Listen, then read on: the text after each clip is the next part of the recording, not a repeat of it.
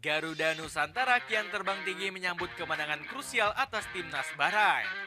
Pasukan Patrick Kluivert kini bercokol di peringkat keempat dengan mengoleksi 9 poin. 9 Asa poin. untuk lolos langsung ke Piala Dunia masih terbuka lebar apabila bisa meraih kemenangan di 2 laga ke depan. Akan tetapi pasukan Merah Putih punya skema realistis dengan mengincar posisi ketiga atau keempat. Berbagai calon lawan di ronde 4 juga sudah tersedia dengan mayoritas melawan negara Teluk Arab. Oh, negara Teluk ya. Coba merangkum skenario lengkap timnas Indonesia lolos ke Piala Dunia sebagai berikut.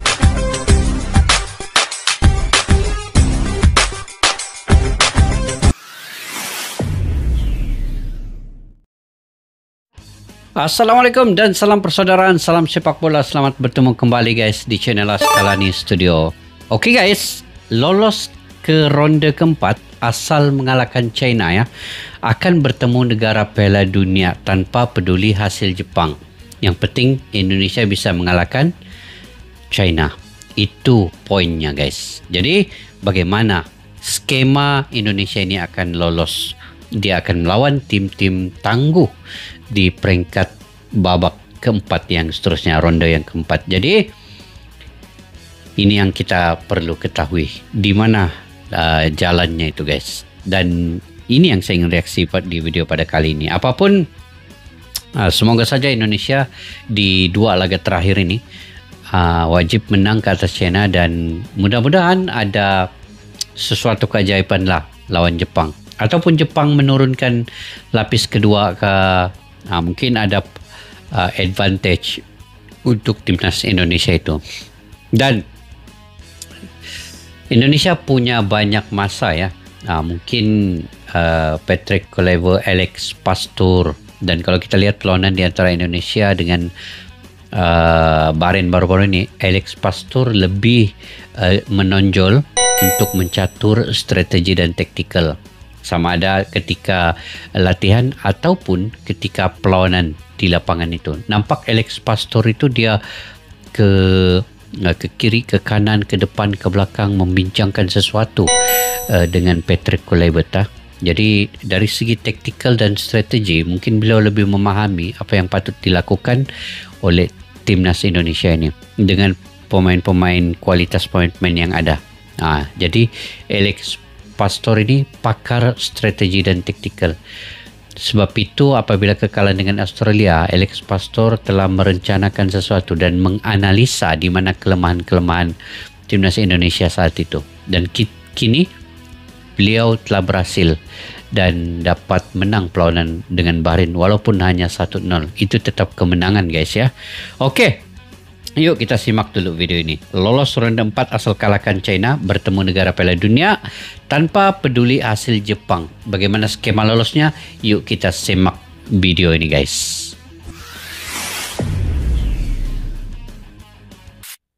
Kembali terbukanya harapan Indonesia. Mimpi besar timnas Indonesia ke Piala Dunia kembali terbuka setelah sukses mengandaskan Bahrain. Kemenangan tersebut sekaligus membungkam koar-koar Dragan Talajic selaku juru taktik lawan. Sebelumnya pelatih asal Kroasia itu sempat meremehkan kemampuan Garuda Nusantara. Talajic mengejek program naturalisasi PSSI dengan sebutan Belandaisme.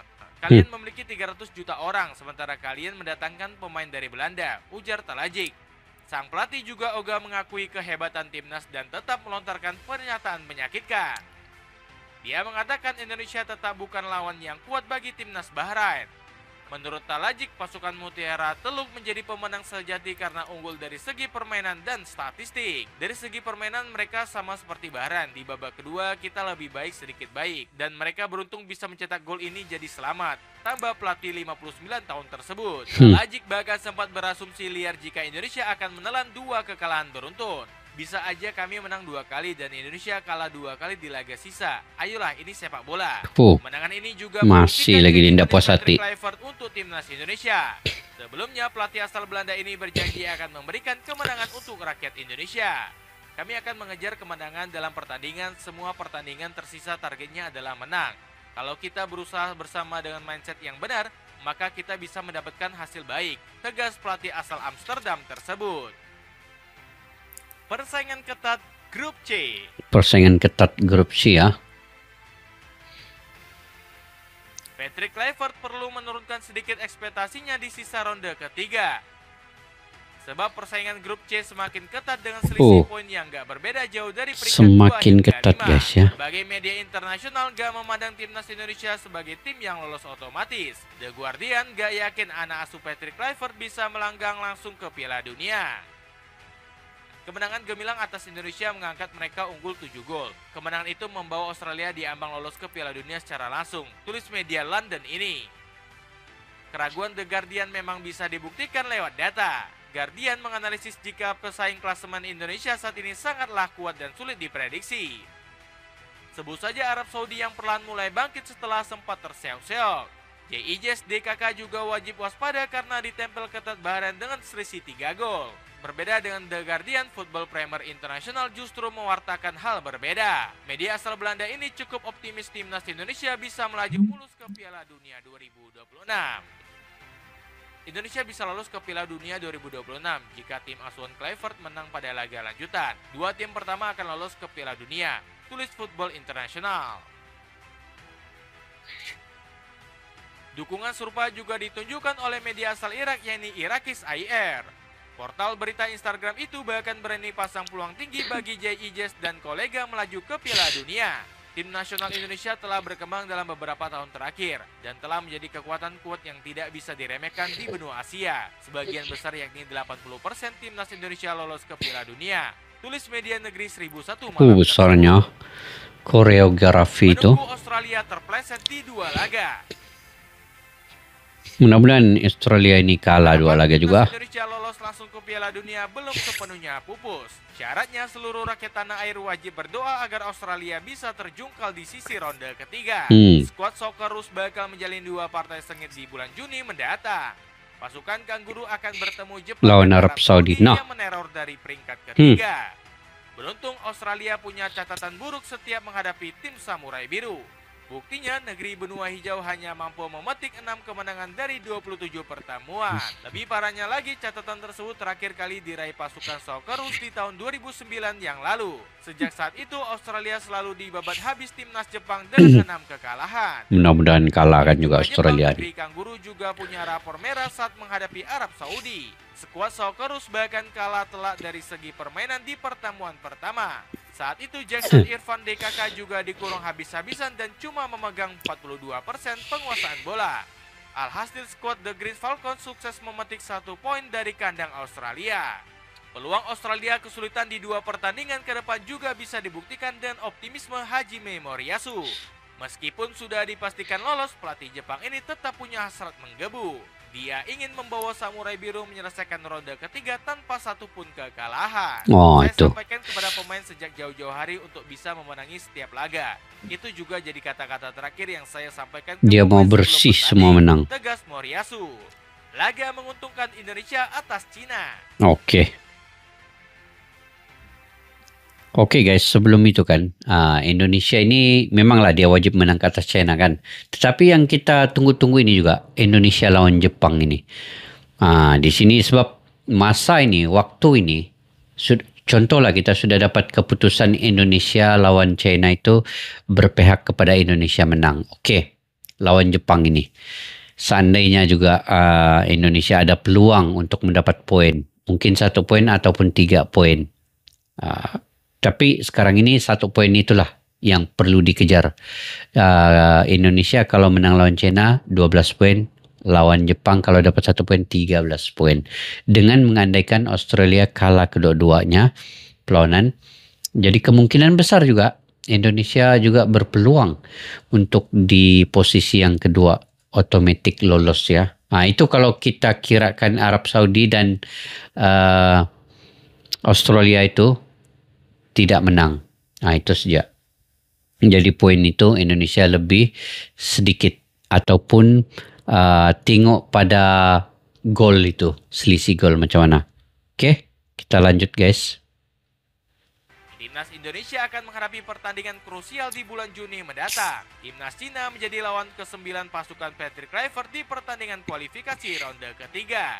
Skuad Merah Putih lebih diunggulkan dalam pertandingan kali ini. Pasalnya, JI Jazz dan kolega akan diuntungkan dengan atmosfer Gelora Bung Karno yang dikenal angker bagi tim lawan. Sepanjang kualifikasi, Indonesia hanya menelan 1 kekalahan saat bermain di GBK. Keangkeran stadion bersejarah Stadion Nusantara ini GBK sudah ini. diakui banyak pihak termasuk Hajime Moriyasu. Dengan puluhan ribu penonton yang hadir, saya rasa ini adalah lingkungan yang menantang. Atmosfer Gelora Bung Karno luar biasa, ungkap pelatih timnas Jepang tersebut. Terbaru, Dragan Talajic juga takjub dengan atmosfer Gelora Bung Karno. Atmosfer di GBK bagus dan mencekam. Meski terjadi sedikit insiden, semuanya baik-baik saja, ungkap Talajic. Keuntungan lainnya juga didapat setelah mental para pemain timnas Cina yang menurun. Branko Ivankovic selaku pelatih mengakui anak asuhnya saat ini telah kehilangan semangat bertanding. Para pemain sedang tidak dalam kondisi terbaik. Mereka harus menyesuaikan kondisi mereka dan mempersiapkan diri dengan baik menghadapi pertandingan bulan Juni. Keluh Ivankovic. Oke lah itu peluang Indonesia. Negatif dengan pesimisme dari media Zibo. Media lokal Cina ini menuliskan kehadiran pemain diaspora Eropa bikin timnas Indonesia semakin kuat. Zibo pun menyarankan Ivankovic untuk mewaspadai Emil, Dean, dan Joy Pelupesi. Ivankovic harus fokus waspadai 3 pemain naturalisasi baru. Hadirnya mereka bikin Indonesia kuat. Perjuangan berat mencuri poin di markas Jepang. Ini. Perjuangan berat mencuri poin di markas Jepang nih. Setelah menjamu Cina, timnas Indonesia kembali bertemu raja terakhir di laga pemungkas yakni Jepang. Pertemuan ini akan menjadi pertandingan penentuan pasukan Garuda. Laga pemungkas. Hasil positif melawan negeri Samurai dapat memastikan langkah Indonesia melaju ke ronde 4. Bahkan skuad Garuda masih berpotensi lolos langsung apabila mengalahkan Jepang. Namun timnas Indonesia dinilai realistis hanya mengincar hasil imbang melawan negeri matahari terbit. Patrick Kluivert bisa meniru taktik parkir bus ala Arab Saudi yang sukses menahan imbang. Taktik parkir bus ini terpaksa dijalankan mengingat kualitas skuad Indonesia atas Jepang masih terlalu jomplang. Meski unggul segalanya, Hajime Moriyasu enggan meremehkan Indonesia. Dia yakin pasukan Merah Putih masih punya peluang besar lolos ke Piala Dunia. Saya rasa timnas Indonesia memiliki peluang untuk lolos ke Piala Dunia yang semakin besar di masa depan. Doa Moriyasu ini pun diamini oleh Kelvin Verdong. Pemain berdarah Aceh itu mengatakan Indonesia masih punya kesempatan besar menang melawan timnas Jepang. Kelvin Kita bisa Verdong. berharap keajaiban terjadi saat menghadapi Jepang away. Mereka sudah lolos ke Piala Dunia, jadi kami mungkin punya kesempatan untuk menang, ujar Verdong. Emmanuel Petit selaku pandit terkenal juga turut mendukung perjuangan Emmanuel Garuda. Petit kah? Pandit 54 tahun ini sangat yakin Indonesia bisa mencuri setidaknya 1 poin di Osaka. Bagus juga kalau dapat 1 poin. Saya yakin pada laga terakhir mereka tidak akan menampilkan tim utama, akan ada rotasi. Jadi itu menjadi peluang emas Indonesia memenangkan laga atau raih 1 poin, tegas Petit. Skema lolos langsung ke Piala Dunia. Ini macam mana? Skema lolos langsung ke Piala Dunia ini. Keyakinan Petit tersebut bikin peluang timnas Indonesia lolos otomatis semakin terbuka. Apabila meraih kemenangan atas Cina dan Jepang, pasukan Garuda Nusantara memperoleh 15 poin. Ini Dengan begitu, Rizky dua-dua menang lah berhak atas posisi runner-up di klasemen grup C. Namun, timnas Indonesia masih perlu menggantungkan nasibnya kepada Arab Saudi dan Australia. 2 ini lagi. 2 pesaing terberat ini nggak boleh meraup 1 poin penuh dalam 2 laga berikutnya. Skuad Socceroos wajib kalah saat bertandang ke markas Jepang. Selain itu, tim besutan Tony Popovic hanya boleh memetik hasil imbang dari kandang Arab Saudi. Skenario tersebut membuat perolehan poin akhir negeri Kanguru menjadi 14. Artinya peringkat Australia langsung turun di bawah timnas Indonesia. Di sisi lain, Arab Saudi juga diharapkan meraih kemenangan di bulan Juni nanti. Salah satunya pertandingan berat Arab Saudi adalah melakoni derby Teluk Arab melawan Bahrain. The Green Falcons diharapkan terpeleset dan cuma mendapat 1 poin dari skuad Bahrain. Teluk. Timnas Arab Saudi juga wajib bermain imbang menghadapi Australia. Dengan begitu, langkah pasukan Patrick Kluivert lolos otomatis ke nggak bakal menemui hambatan. Sebab anak asuh Hervé Renard akan mengoleksi 12 poin di klasemen akhir. Artinya Arab Saudi akan turun ke peringkat keempat di bawah Indonesia dan Australia. Harapan lolos langsung ke Piala Dunia dicanangkan langsung oleh Erick Thohir. Pemilik Oxford United ini mengaku mimpi Indonesia lolos ke Piala Dunia bisa diraih dengan syarat khusus. Ya, mudah-mudahan ini menjadi bagian penting buat kita kembali coba menjaga asa dari mimpi kita untuk ke Piala Dunia, tegas Pak Erick. Skema lolos ke ronde 4. Skema lolos ronde 4. Selain Selain lewat jalur runner-up, timnas Indonesia sebenarnya masih punya skenario lainnya. Skuad Garuda lebih condong punya peluang besar lolos ke putaran keempat. Dengan kata lain, anak asuh Patrick Kluivert gak perlu menyapu bersih 2 laga sisa.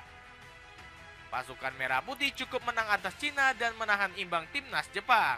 Artinya Indonesia bakal aman di 4 posisi poin. ketiga atau 4 klasemen grup C. Skuad Merah Putih juga semakin menjauhkan diri dari konstantan lain dengan perolehan 13 poin. Nyatanya raihan tersebut sudah mustahil diraih Bahrain maupun Cina di posisi 5 dan 6. Pasalnya kedua tim ini cuma mengantongi 6 poin dan 8 pertandingan. Menurut perhitungan, Cina dan Bahrain maksimal memperoleh 12 poin di klasemen akhir. Itu pun hanya bisa terjadi kalau mereka menyapu bersih 2 laga yang tersisa. Bahkan tambahan 2 kemenangan pun masih nggak cukup untuk menyaingi jumlah poin Garuda. Terlebih lagi mereka juga kalah telak dari segi defisit gol. Selisih antara Bahrain dan Indonesia sendiri masih berjarak 2 angka. Sementara Cina nyaris gak bisa mengejar lagi karena terpaut 7 gol. Di sisi lain, skenario ini rupanya sudah diperhitungkan dengan baik oleh Erick Thohir. Pria kelahiran Jakarta ini memang menargetkan timnas Indonesia lolos lewat ronde keempat. Sebelumnya saya sudah bertemu dengan pelatih. Kami serius bicara soal target timnas untuk minimal lolos ke ronde keempat dengan menempati 4 besar di grup, ungkap Pak Erick. Respon serupa juga ditunjukkan oleh pandit tanah air yakni Muhammad Yusuf Kurniawan. Dirinya bahkan meminta skuad Garuda untuk jangan muluk-muluk sejak awal ronde ketiga. Kalau lolos otomatis masih terlihat berat, walau peluang belum tertutup, tapi kalau peluang masuk ranking 3-4 masih besar, tegas Yusuf. Calon lawan timnas Indonesia di ronde 4. Oke, siapa calon lawan timnas Indonesia di ronde 4? Seandainya bermain di ronde 4, timnas Indonesia akan tergabung ke dalam satu grup yang berisi 3 tim. Setiap tim akan bertanding sebanyak 1 kali di tempat netral. Indonesia harus mengincar posisi pertama jika ingin segera lolos ke Piala Dunia. Dalam skema ini hanya pemuncak klasemen dari masing-masing grup yang berhak lolos otomatis. Di tempat yang pertama posisi ya. Grup A dan B di ronde keempat akan menjalani babak playoff. Alhasil Patrick Kluivert harus meracik strategi ampuh menyapu bersih semua laga. Di ronde keempat nanti pasukan Merah Putih sudah ditunggu berbagai lawan dari Timur Tengah. Sebut saja Uni Emirat Arab yang kini bertengger di posisi ketiga grup A. Uni Emirat Arab. Calon lawan lainnya yang akan dihadapi juga berasal dari timnas Qatar. Walaupun sudah juara Piala Asia 2 kali berturut-turut, skuad Al-Anabi mengalami penurunan berada di posisi 4 grup A. Posisi keempat. Ada perebutan posisi yang cukup ketat di grup B. Pasalnya Indonesia ada kemungkinan bakal bertemu kembali dengan Irak di ronde keempat. Peluang Yordania menjadi Indonesia di ronde keempat juga masih terbuka lebar. Semua negara teluk. Tim berjuluk pasukan Satria ini hanya terpaut 1 angka dari Irak di posisi ketiga. Timnas Indonesia juga akan menghadapi Oman yang kini berada di posisi 4 grup C. Oman lagi, kuat Oman nih. Yang didominasi tim Timur Tengah ini patut diwaspadai timnas Indonesia. Pasalnya bukan tidak mungkin J.I. Jazz dan kolega kembali dicurangi. Apalagi skuad Garuda pernah menjadi korban kelicikan tim Timur Tengah saat menghadapi Bahrain. Ini yang masalah ini.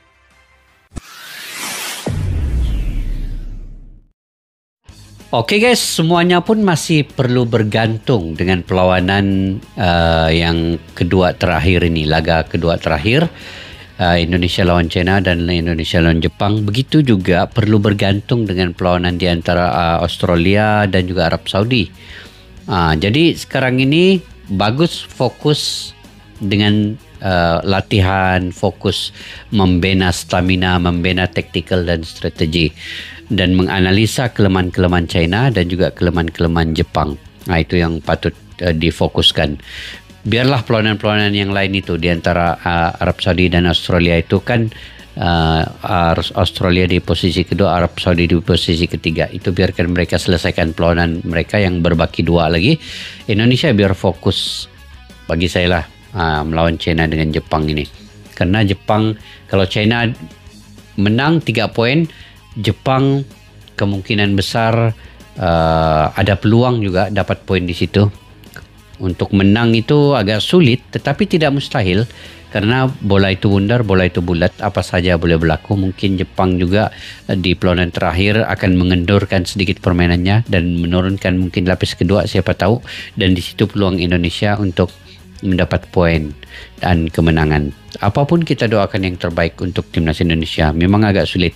Kita tidak pernah ekspektasi terlalu tinggi ya ketika lawan Jepang itu. Tetapi kalau melihat materi pemain, melihat kesungguhan dan sebagainya, mungkin kalau dapat 1 poin pun itu sudah cukup berharga. Itu kayaknya kemenangan untuk Indonesia kalau dapat 1 poin lawan Jepang.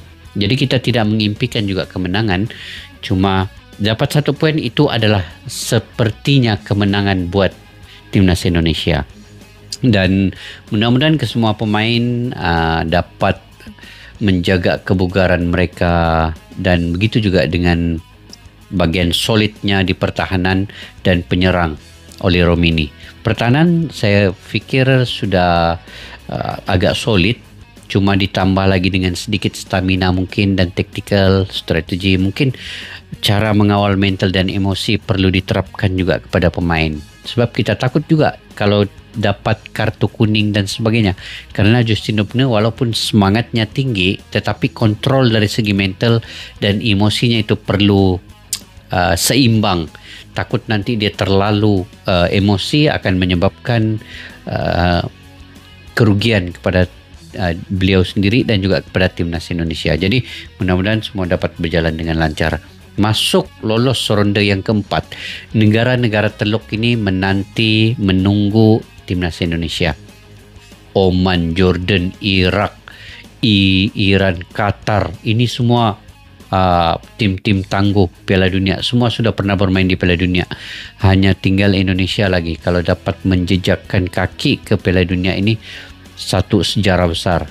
Sebab itulah negara-negara ASEAN lain perlu mendukung timnas Indonesia sepenuhnya, karena satu-satunya wakil di ASEAN yang mewakili semua kita ini untuk ke Piala Dunia. Jadi ini sangat-sangat diperlukan semua sokongan dari negara-negara tetangga juga. Ya, biarkan yang tidak menyokong itu tidak apa, tapi kita yang menyokong itu kita raikan, kita hargai mereka. Oke guys, sampai di situ saja video pada kali ini.